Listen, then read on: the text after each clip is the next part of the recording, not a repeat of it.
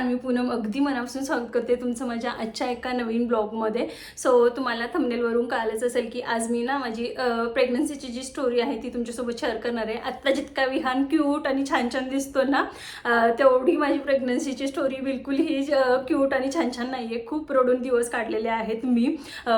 खास करून जेव्हा 7 मंथ लागला ना, त्याच्यानंतर तर पूर्ण प्रेग्नन्सी माझी अशी पूर्ण रडण्यामध्येच गेलेली आहे म्हटलं ना तरी चालेल. आणि पूर्ण अशी टेन्शनमध्ये 7th मंथपर्यंत सगळं छान होतं. त्याच्यानंतर मग जे आहे ते माझं सगळं असं रडण्यामध्ये आणि टेन्शनमध्येच गेलेली होती. आणि आता मी ही का तुमच्यासोबत शेअर करते ना हे पण सांगणार आहे.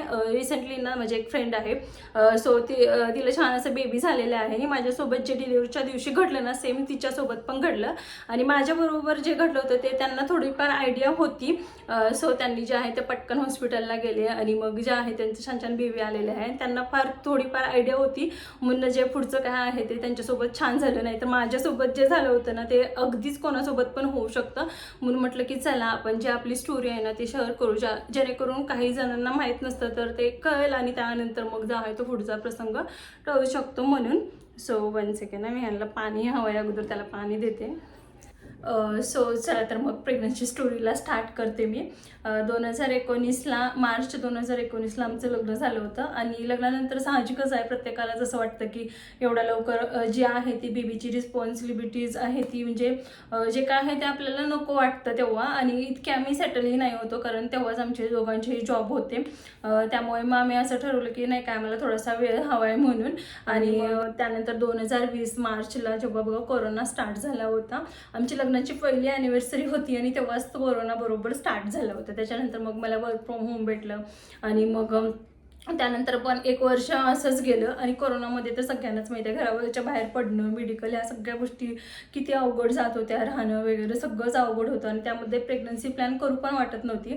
सो त्यामुळे आम्ही तेव्हाही ती प्रेग्नन्सी प्लॅन काही केलाच नाही. त्यामुळे पण तो पण 1 वर्ष म्हणजे असेच गेले, म्हणजे लग्नाला 2 वर्ष असेच गेले. त्यानंतर मग 3ऱ्या वर्षी पण असंच झालं की नाही आता पण नको, आपल्याला एवढ्यात नको आहे. कारण आमचं असं होतं ना, आम्ही दोघं पण छान जॉब करत होतो तर मग थोडंफार सेविंग ह्या त्या गोष्टी असं व्हाव्यात असं आम्हाला वाटत होतं. आणि काही सगळ्या गोष्टी झाल्यानंतर जे आहे ते आम्ही प्रेग्नन्सी प्लॅन करूया. कारण मला माहीत होतं की एकदा बेबी झाल्यानंतर जे आहे ते जॉब ह्या त्या गोष्टी होणार नाहीत, जे काय आहे ते अगोदरच होणार आहे. किंवा आपल्याकडे तेवढा थोडेफार सेविंग पण हवेत. त्यानंतर जसं काही इमर्जन्सी आली किंवा काय आली तर त्यामधून आपण सेविंगमधून थोडासा फार खर्च करू शकतो. म्हणून त्यानंतर साधारण लग्नाला 3 वर्ष होऊन गेली. आणि त्यानंतर मग असं वाटायला लागलं की नाही आता आपण बेबी प्लॅन करायला पाहिजेत म्हणून. सो मग आम्ही जेव्हा स्टार्टिंगला असं ठरवलं दोघांनी मिळून की आपल्याला आता बेबी प्लॅन करायचा आहे म्हणून. आणि त्याच्यानंतर मग काही महिन्यानंतर ना असं व्हायला लागलं, दर महिन्याला पिरियड्स यायला लागले की मी थोडीशी नाराज होत असायची. कारण ह्या अगोदर कधी पण असं आलेलं का थोडंसं बरं वाटायचं. आणि त्यानंतर मग आत्ता जेव्हा आपल्याला हवं आहे तेव्हा मग नाराज व्हायची मी, कारण कित्येक महिने असेच जात होते. आणि माझ्यासोबत ना प्रेग्नन्सी बिलकुल पण राहायला तयार नव्हती.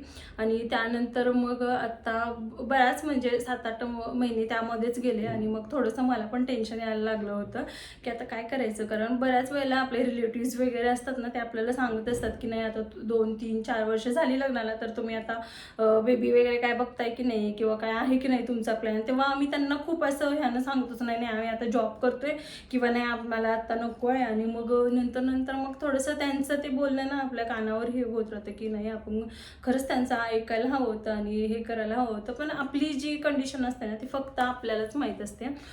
सो मग त्यानंतर असेच 7-8 महिने निघून गेले टेन्शनमध्ये. आणि त्याच्यानंतर मग मला पण थोडंसं टेन्शन यायचं, हे पण थोडेसे टेन्शनमध्ये यायचं. पण हे टेन्शन ना कोणालाच आम्ही कळू दिलं नव्हतं, ना घरच्यांना, बाकी कोणालाच नाही. फक्त माझी एक ऑफिस फ्रेंड होती, तिलाच तेवढं सगळं माहीत असायचं. मी कारण तिला फक्त जे आहे ते मी माझं काय असेल ते तर तिला सगळं सांगायची मी. सो माझी एक ऑफिस फ्रेंड होती, तिला सांगायची. मग ती मला म्हणायची नको टेन्शन घेऊ, असं होतं सगळ्यांसोबत. आणि नंतर होईल सो टेन्शन नको घेऊ. मग त्यानंतर असेच थोडेसे महिने निघून गेले. आणि मग आता म्हटलं की आणखी खूप लेट करण्यापेक्षा ना आपण एक चांगल्या गायनाकला दाखवून घेऊया. कारण मग जरी काही पुढची ट्रीटमेंट वगैरे करायचं असेल तरी मग त्या गोष्टीमध्ये जो आहे तो वेळ लागणार असेल तर आत्ता कुठं स्टार्ट केले तर त्या टाईमपर्यंत होऊन जाईल. कारण माझं पण जवळजवळ एज होतं सो 27 वगैरे होत असेल, मग आता ॲक्युरेट तेवढं हे होत नाही. आणि ह्या ज्या त्या टायमिंगमध्येच आपलं जे आहे ते बेबी पण झालेलं बरं, असं मला पण नंतर रिअलाईज व्हायला लागलं. सो त्यानंतर आम्ही एक गैसाचे म्हणून आहेत पुण्यामधलेच पोटफाट्याला, सो तिथं आम्ही दाखवलं. डॉक्टर खूप छान होते. आम्ही जेव्हा पहिला त्यांच्याकडे गेलो आणि तेव्हाच त्यांनी एवढं छान समजावून सांगितलं, मस्त सगळं हे केलं. त्याच्यानंतर मग आम्हाला म्हटलं की तुम्ही त्यांनी सगळं आम्हाला व्यवस्थित सांगितलं. आणि त्याच्यानंतर आम्हाला त्यांनी नेक्स्ट मंथमध्ये बोलवलं होतं की काही टेस्ट आहेत ते आपण करून बघू 1 महिना थांबून. सो मग आम्ही त्यांनी जे मेडिसिन आणि बाकी सगळं दिलं होतं सगळं ते घेतलं. आणि त्यानंतर मग त्यांनी आम्हाला सांगितलं फक्त तुम्ही टेन्शन नका घेऊ म्हणून. सो मला आत्ता आठवते की विहानला काय होते मध्येच. मग त्यानंतर आम्ही असंच हे केलं. आणि मग जेव्हा मी ना हुरडा पार्टीला जात होतो तेव्हा मला माझ्या बहिणीचा फोन आला की असं आणि तिला प्रेग्नन्सी तेव्हाच नेमकी राहिली होती. म्हणून वाव म्हटलं मस्त आहे. ती पण म्हणते नाही गं लवकर असं वाटत होतं तिला. मी मग माझा अनुभव शेअर केला की असं लवकर वगैरे काहीच नाही आहे बघ, आता आम्हाला हे करायचं आहे तर होत नाही आणि तुला राहिले तर तू मग छानच आहे म्हटलं. आणि करिअर ह्या त्या गोष्टी ज्या आहेत ते, कारण तिला पण असंच वाटत होतं की थोडे दिवस नाही का आपण पण जॉब वगैरे करायला हवा. आणि त्यानंतर काय जॉब वगैरे आहे तो करायला पाहिजेत. आणि त्याच्यानंतर जे आहे ते मग प्रेग्नन्सी वगैरे मग मी तिला थोडंसं सांगितलं. मग त्यानंतर तीही थोडीशी रिलॅक्स झाली. आणि मग आम्ही मस्त हुरडा पार्टी वगैरे करून वगैरे आलो. छान आहे की मी प्रेग्नंट आहे. मी तर एवढी खुश झाली होती ना की म्हणजे खूप खुश झाली होती. कारण ह्याच्या अगोदर इतके दिवस इतके महिने पूर्ण टेन्शनमध्ये, वर्ष 1.5 वर्ष तर पूर्ण टेन्शनमध्येच गेलो होतं. सो त्यानंतर आम्ही भरपूर खुश झालो आणि पटकन पण कोणाला सांगितलं नाही. मग आम्हाला 4-5 दिवसांनी डॉक्टरने बोलवलंच होतं. सो तिकडे गेलो. त्याच्यानंतर मग आमच्या पूर्ण ज्या काय आहेत त्या 1.5 महिन्याची सोनोग्राफी, 3 महिन्याची सोनोग्राफी अशा वगैरे सगळ्या चालू झाल्या. त्याच्यानंतर ना मला असं आठवतं की 5व्या मंथमध्ये ना मी ह्यांची ब्रेनची जी असते ना ती टेस्ट, म्हणजे आमच्या बहिणींचं दोघींचं हे सेमच झालं. काही तिचं 8 दिवस 15 दिवस आय थिंक मला वाटतं अगोदर होते आणि त्याच्यानंतर 15 दिवस माझी नंतर समजलेली. सो आम्ही दोघी मग दिवस पण आमचे फोन चालू असायचे. मला असं होतंय, ती म्हणायची मला असं होतंय. सो जे आहे ते कन्व्हर्सेशन आमचं बंद नसताना चालू असायचं. आणि नशीब हे एक होतं की मला पूर्ण 3 महिने जो आहे तो बिलकुलही वॉमिटिंगचा त्रास झाला नाही. 3 महिने काहीच त्रास झाला नव्हता. खूप छान म्हणजे 3 महिने गेले. 3 नंतर 4था-5वा पण महिना खूप छान गेला. आणि 5व्या महिन्यात ना ब्रेनची टेस्ट करायला सांगितली होती. आणि तिच्या डॉक्टरांनी तिला करायला नाही सांगितली होती. आता मला कळत नव्हतं, तिला नाही सांगितले मला सांगितले. मग मला आणखी थोडं टेन्शन, तेव्हा थोडंसं टेन्शन. मग मी डॉक्टरांना विचारलं ह्यांना. मग ते बोलले की हे सगळ्यांकडे वेगवेगळं असतं आणि ब्रेनची टेस्ट करणं खूप चांगलं आहे बोलले, काय असेल तर आता समजतं म्हणून. सो मग ती ब्रेनची टेस्ट वगैरे केली. आणि सो चला तर मग आता 7 मंथ लागला होता. आणि 7 मंथमध्ये ना आम्हाला मॅटर्निटी फोटोशूट करायचं होतं. पण 7 मंथमध्ये माझं इतकं फोटोच दिसत नव्हतं की आम्ही आता ते शूट करू शकत होतो स्टार्टिंगलाच. मग तेव्हा काय आम्ही फोटोशूट केलं नाही, कारण ह्यांनी बरेचसे फोटोग्राफर वगैरे बघितले होते की चला आपण फोटोशूट करूया म्हणून. आणि मग माझं असं होतं की फोटोशूट करण्यासाठी एवढं फोट तरी दिसायला हवं ना. मग मी म्हटलं की जेव्हा 7 मंथ संपतो ना तेव्हा जे आहे ते तुम्ही गावी या आणि तेव्हा जे आहे ते आम्ही फोटोशूट करू म्हणून. सो मग 7 मंथला पटकन लागलं, कारण 6व्या मंथला ना आमच्याकडे असं होतं की 6व्या मंथमध्ये एवढा जास्त प्रवास जो आहे तो करायला द्यायचं ना, म्हणजे करायचं नाही म्हणून. आणि जे आहे ते माहेरकडून सासरी किंवा सासरून माहेर असं जायचं काही नसतं, असं काहीतरी होतं. आता मला एक्झॅक्ट एवढं आठवत नाही आहे. सो त्यामुळे 6 मंथ आम्ही इथंच काढला. 7th मंथ जसा लागला तसा मग जे आहे ते आम्ही गावी गेलो. कारण आतापर्यंत माझी चोरोटी पण भरलेली नाही होती ना. 5वा मंथ केलेला होता कारण आम्ही इथं पुण्यालाच होतो त्यामुळे. आणि 5वा मंथ पण नाही, 3रा मंथ पण नाही किंवा चोरोटी असं काहीच भरलं नव्हतं. आणि 7व्या महिन्यात जे आहे ते आमचं ओटी भरण्याचा कार्यक्रम होता. सो त्यामुळेच मग जे आहे ते आम्ही गावी गेलो, कारण तेव्हा मग 7वा मंथ पण करायचा होता म्हणून. आणि त्याच्यानंतर मग आम्ही मस्त 7वा महिना वगैरे केला. आणि त्यानंतर मग 7th मंथची सोनोग्राफी करायची होती. सो आमच्या इथेच एक डॉक्टर आहेत नेसर. आता मेन प्रश्न होता गावी गेल्यानंतर की कोणत्या डॉक्टरकडे जे आहे ती पुढची जी ट्रीटमेंट आहे ती, म्हणजे पुढचं चेकअप हे सगळं कोणत्या डॉक्टरकडे करायचं म्हणून. कारण गावाकडे खरंच असे एवढे ना गायनेक डॉक्टर वगैरे नाहीच आहेत. आणि ज्या आहे आमच्या इकडे बेळगाव वगैरे तिकडे भरपूर आहेत. पण आता आम्ही दोघी होतो आणि डिलेव्हरीचा पण टाईम अगदी आमचा 15 दिवस किंवा 8 दिवसाचाच होता. आणि ज्या आहेत ते मग सगळं आम्ही बेळगावला वगैरे दिलो, की मग थोडंसं कन्नड, मग जेव्हा एकाच टायमिंगला दोघींचं झालं तर मग तिकडे जाणं येणं किंवा त्या हॉस्पिटलमध्ये थांबणं, मग ते थोडंसं कन्नड ह्या त्या गोष्टी सगळं एकटी आईला किंवा पप्पांना हँडल होण्यासारखं नाही होतं, कारण एका घरामध्ये 2 डिलिव्हरीज म्हणजे किती सगळं मोठे हे होतं ते कळू शकतं. त्यामुळे मग आम्हाला काहीच समजत नव्हतं. सो फर्स्ट जेव्हा आम्ही गेलो तेव्हा तिथं नेसरीलाच एक छान गायनॅक होते, जिथं बऱ्यापैकी गावाकडचे सगळेच जातात म्हणून. सो आम्ही तिथं गेलो आणि 7-1ची सोनोग्राफी केली तिथं. आणि त्यानंतर मग आम्हाला आतमध्ये केबिनमध्ये बोलवलं आणि मग डॉक्टर अगदी विचारायला लागले की मला तुमच्या घरामध्ये कोणी शॉर्ट वगैरे आहे का म्हणून. सो मी म्हटलं नाही, कोणी शॉर्ट नाही, सासरी किंवा माहेरी कोणी तुमच्या घरामध्ये शॉर्ट आहे का म्हणत होते. मग म्हटलं मी पण थोडंसं विचार करायला लागले आणि माझ्या बाजूला आई पण होती. मग आईने पण म्हटली नाही, जेवढी माझी हाईट आहे ना सो तेवढीच, त्याच्यापेक्षा तर कोणी शॉर्ट नाही, जास्त करून आमच्या घरामध्ये माझीच हाईट कमी आहे म्हटलं, आणि ह्यांच्या पण घरी सगळ्यांच्या हाईटची आहे ती ओके आहे, असं कोणीही म्हटलं शॉर्ट हाईटचं नाही आहे. मग ते असे म्हणाले. आता मी तुम्हाला सांगते की बाळाची ना थोडीसं सोनोग्राफीमध्ये हाताची आणि पायांची जी हे आहे ना हाईट आहे ती थोडीशी शॉर्ट वाटते आणि बाळ थोडंसं जे आहे हाईटला कमी होणार आहे, म्हणजे बुटका असं होणार आहे. आता हे सांगितल्यावर कोणाला काय म्हणजे मला तर तिथंच माझं पूर्ण मूड ऑफ झालं. मला तर टेन्शनच यायला लागलं. माझ्यासोबत आईला पण यायला लागलं आणि मग मी तिथं खूप शांत झाली. मला काहीच समजत असं कसं काय होऊ शकतं, म्हणजे आतापर्यंतच्या रिपोर्टमध्ये तरी काही म्हणजे काहीच नव्हतं. एवढं आम्ही चांगल्या पुण्यामध्ये डॉक्टरला दाखवलं असं माझं हे होतं आणि त्यामध्ये काहीच नाही. अचानक आत्ता हे असं कसं काय, म्हणजे कसं काय हात आणि पाय शॉर्ट झाले तर काय, एखाद्या वेळेला दुसरं काय असेल तर ठीक आहे म्हटलं. तर हात आणि पाय शॉर्ट म्हटलं मला पण खूपच टेन्शन यायला लागलं. नॉर्मल जी बाळांची हाईट आणि हाईट असते किंवा हाताची हे किंवा पायांची ते दाखवत नाही आहे, थोडंसं शॉर्ट दाखवते म्हटले. मग ठीक आहे म्हटलं आणि मग त्यानंतर मग आम्ही घरी गेलो. घरी गेल्यानंतर ना मला खूप टेन्शन नाही लागलं. ह्यांना फोन केला आणि मग यांना मी सांगितलं की आज हे पुण्याला होते आणि असं असं डॉक्टरने सांगितलं म्हणून. आणि मग मी रडायलाच लागले.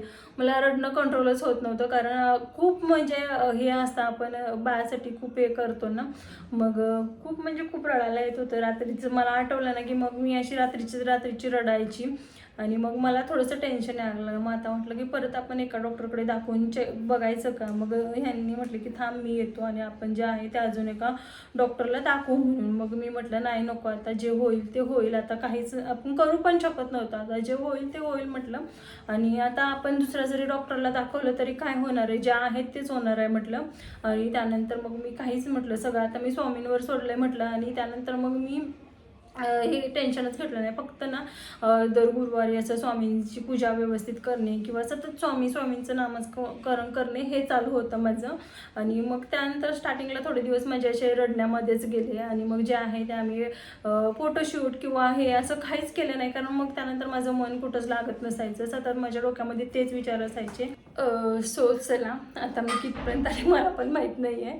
आणि 9व्या मंथमध्ये मग जी सोनोग्राफी असते ती केली आणि त्यानंतर पण सेम तसंच दाखवलं. आणखी एका हॉस्पिटलमध्ये केली होती, तिथं पण सेम तसं दाखवत होतं की हात आणि पायाची जी हे आहे ती थोडीशी शॉर्ट आहे म्हणून. आणि मग जिथं आम्हाला लास्ट डिलिव्हरीसाठी नाव दिलं होतं तिथं पण एक लास्टची सोनोग्राफी केली, त्यामध्ये पण सेम तसंच आलं होतं. मग त्या मॅडम पण म्हणाला हे असं कसं काय होऊ शकतं आणि आम्हाला पण बघायचं आहे, बघू म्हटलं एक हे. आणि मग त्या पूर्ण काळामध्ये ना पूर्ण असं टेन्शनच होतं थोडंसं, की आता किती जरी रिलॅक्स व्हायचं म्हटलं ना तरी व्हायला होत नसायचं, पूर्ण टेन्शन असायचं. त्यामुळे 9 मंथ किंवा J7 कोणतंच आम्ही मॅटर्निटी फोटोशूट वगैरे केलं नाही. हे येणार होते तेही नाही.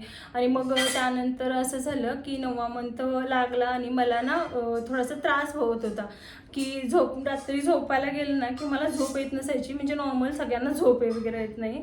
आणि थोडा वेळ असंच हे केलं की मला पूर्ण असं मध्ये असं रात्रीच व्हायचं की मला श्वासच घ्यायला येत नसायचा. साधारण 1 वाजूनंतर गेला ना की मला श्वास बिलकुल पण घ्यायला येत नसायचा. असं व्हायचं की काय होतंय मला समजत नसायचं आणि मला बिलकुल श्वास घ्यायला येत नसायचा ना, बोलायला पण येत नसायचं. आणि एक दिवस आम्ही असं वरती रात्रीची तिघी पण झोपलो होतो. मी आणि माझी बहीण अशा साईडला झोपलो ना, मध्ये जी भावाची मुलगी आहे 10-1 वर्षाची, ती आमच्या दोघींच्या मध्ये झोपायची. मग एक दिवस असंच झालं आणि रात्रीतून असं झोपेतून असं झालं ना मला की बिलकुलही श्वास घ्यायला येत नव्हतं ना, उठायला पण येत नसायचं. उठायला पण येत नसायचं, इतकं व्हायचं. आणि बाजूलाच फोन ठेवायची झोपताना. सो तो फोन घेऊन मला आईला खालती फोनही करायला येत नव्हता. मग असंच नाही काय हे करत कसं तरी मग मी तो फोन घेतला आणि तिला बोलवलं की आई वरती आहे, मला श्वास घ्यायला येत नाही आहे म्हणून. सो मग ती वरती आली घाबरून. मग बहीण पण आणि हिंनी पण सगळे उठले, म्हणजे ते बाजूला होते आणि त्यांना पण मला उठवायचं हे होत नव्हतं, एवढं झालेलं एक दिवस. आणि मग तो जे सगळेच उठले. मग आता काय करायचं काहीच कळत नव्हतं, कारण मला बिलकुलही श्वास पण घेता येत नव्हता ना, असं बसता येत नव्हतं, काहीच नव्हतं. आणि मला असं वाटत होतं की मी आता जगणारच नाही त्याच्यातून, असं वाटायचं. एवढापर्यंत मला त्रास व्हायचा, कारण बाळाला ना पोटामध्ये असं फिरण्यासाठी जागा होत नसायची. आणि ह्याच्या अगोदर पण एकदा दोनदा डॉक्टरला दाखवलं होतं. सो त्यांनी बोलले होते की डिलिव्हरीपर्यंत आता आहे ते तुम्हाला तसंच होणार, कारण बाळाला जे आहे ती पोटात त्याला फिरायला जागा होत नाही. आणि जेव्हा विहान हालायसाठी बघायचं ना पोटामधून, सो मला तेव्हा नेमकं तसं व्हायचं की मला बिलकुलही आहे ते जागा काय बा मग श्वास घ्यायलाच येत नसायचा. घेऊन इकडं. आणि श्वास घ्यायला येत नसायचा. आणि त्या दिवशी पण असंच झालं रात्री. आणि मग जे आहे ते आमचे मग पूजाची मैत्रीण होती, तिच्याकडून एका हॉस्पिटलचा, आता रात्री 1 की 1:30 वाजला होता. मग तेव्हा फोन करून तिला तरी कुठं उठवणार म्हटलं, तरी पण आम्ही फोन केले, कारण जवळपास फक्त ती एकच डॉक्टर होती आणि ती कधी कधी ना त्या हॉस्पिटलमध्ये तिथंच त्यांनी राहायचे म्हणून. सो त्यांना तिच्याकडला फोन करून तिच्याकडून नंबर घेतला, पण तेव्हा काही ते डॉक्टर अवेलेबल नाही होते. काय रे मॅम. सो मग आम्ही मध्ये मध्ये ना विहान मला एवढं डिस्टर्ब करायला लागलं आहे ना आज की रोज असं नाही करत तो. आणि मग जे आहे ते काहीच कळत नव्हतं. मग डॉक्टर पण तिथे आता कोणत्या डॉक्टरला दाखवायचं, आता रात्रीचं काय गाडी करायची, काय करायचं काहीच आम्हाला सुचत नव्हतं. मग कसं बसं ना 1-2 ह्यांना फोन पण केले डॉक्टरला, पण ते पण उचलत नव्हते. डॉक्टर तर रात्रीचं थोडीच फोन उचलणार आहे, सो त्यांनी फोन उचललं नाही. मग काहीच समजलं नाही रात्र. मग अशीच बसून थोडंसं कोलतं होऊन असं होऊन तसं होऊन मग कसं बसं ती रात्र त्या दिवशी काढली. आणि थोडासा वेळ गेल्यानंतर थोडंसं रिलॅक्स वाटायला लागलं. त्याच्यानंतर नेक्स्ट डे आहे ते पटकन आम्ही गाडी केली आणि सकाळी जे आहे ते जवळचीच गायनेक होती सोपोवाडला, तर सो तिच्याकडे आम्ही दाखवलं. मग त्यांनी पण सेम बोलली की हे तुम्हाला असंच होणार आता आणि ह्याच्यावर काही करू शकत नाही. सो म्हणून थोडंसं वॉक वगैरे करत जावा, कारण तुमची हाईट कमी असल्यामुळे ना बाळाला जे आहे ते पोटामध्ये फिरण्यासाठी बिलकुल जागाच होत नाही आहेत बोलले. मग त्यानंतर जो आहेत ना, सो मला असंच त्रास होत गेला. आणि मग मला असं वाटायला लागलं तेव्हा मला प्रेग्नन्सीच नको अशी वाटत होती, कारण इतका त्रास व्हायचा. असं वाटत होतं की बाळ यायच्या अगोदरच मलाच काहीतरी होतं आहे असं नेहमी वाटत होतं. कारण मला बिलकुल रात्र झाली की मला नकोच वाटायचं रोज, कारण तो तेवढा श्वासच घ्यायला येत नसायचं. दिवसभर काही नाही वाटत नसायचं, पण रात्र झाली ना की साधारण झोप लागते म्हणजे असं व्हायचं. आणि मग मी पण नंतर वैतागच झाले, असं वाटायचं मला कधी माझी डिलिव्हरी होते असं वाटायचं. आणि त्याच्यानंतर मग गणपतीच्या टायमिंगमध्ये ना बहिणीला जे आहे ते तिला बाळ पायाळू होतं तिचं. सो तिला सिजर करण्यासाठी सांगितलं होतं. आणि तेव्हाच मग आम्ही ती हॉस्पिटलमध्ये असताना तिचं बेबी झालं, जेव्हा डिलिव्हरी झाली तेव्हाच मग आम्ही माझं आणखी एक चेकअप होतं तिथंच करायचं म्हणून आम्ही असं ठरवलं. त्या दिवशी काहीतरी डिस्चार्ज देणार होते, त्या दिवशीच आम्ही गेलो होतो की मला फक्त चेकअप करून आणि त्यांच्यासोबतच जे आहे ते तिला पण घेऊन, आणि असं काहीतरी झालं होतं त्या दिवशी, नाही त्याच्या आदल्या दिवशी वाटतं, चेकअप वगैरे करायचं. आणि मग जे आहे ते बाळाला बघून आम्ही जे आहे ते रिटर्न यायचं म्हणून.